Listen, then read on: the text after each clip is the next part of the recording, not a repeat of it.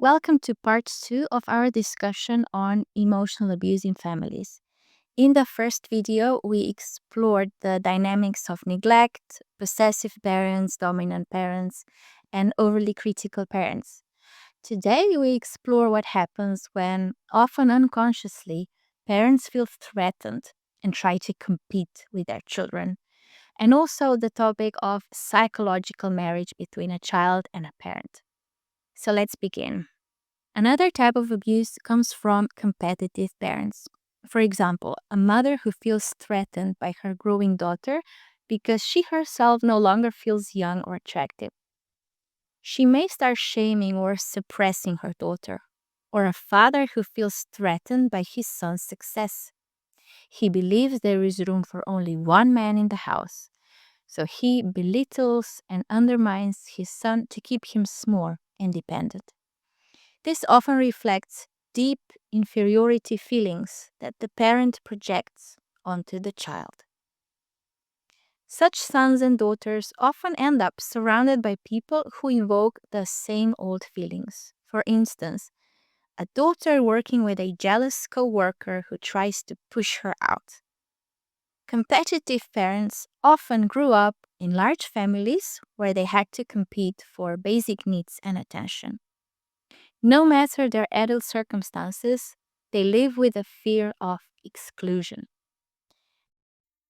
Children internalize these messages and feel guilty for succeeding.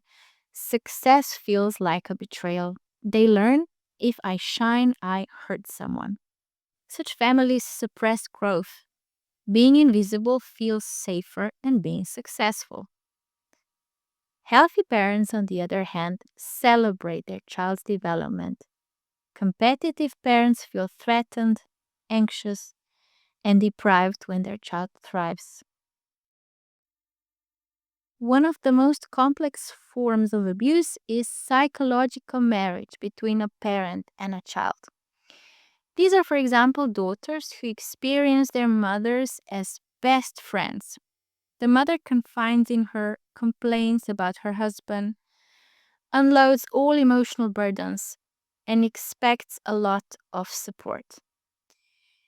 This also happens when, for example, a mother is deeply disappointed in her marriage and then clings to her son, calls constantly, shows up unannounced, and is very critical of all his girlfriends.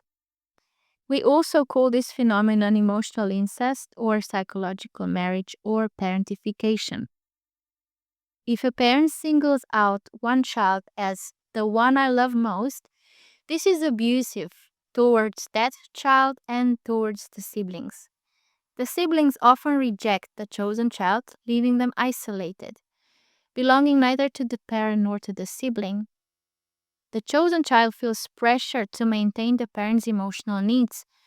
They may feel, if I lose this parent, I have no one. There are no healthy boundaries in such a system, but boundaries are essential.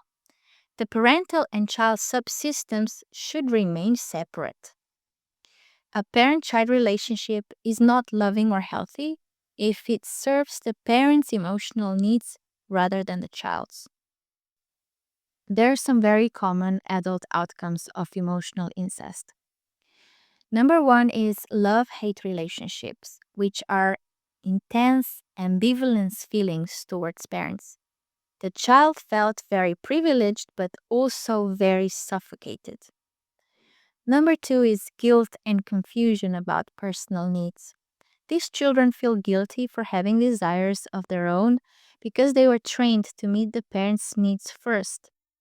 As adults, they choose partners whose needs dominate the relationship, hoping unconsciously that meeting those needs will finally earn love. If encouraged to care for themselves, they often feel very uncomfortable and guilty. Number three is multiple relationships and regret regarding these relationships. And number four is fear of real closeness due to the fear of being engulfed. Number five is sexual dysfunction.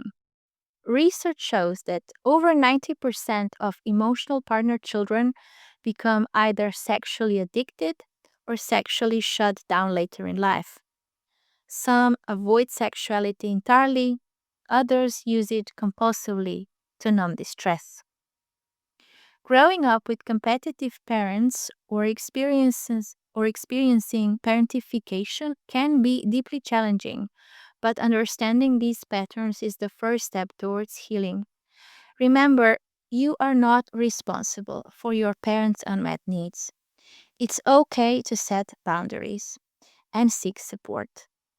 With awareness and care, you can break these cycles and create healthy, nurturing relationships for yourself and for future generations.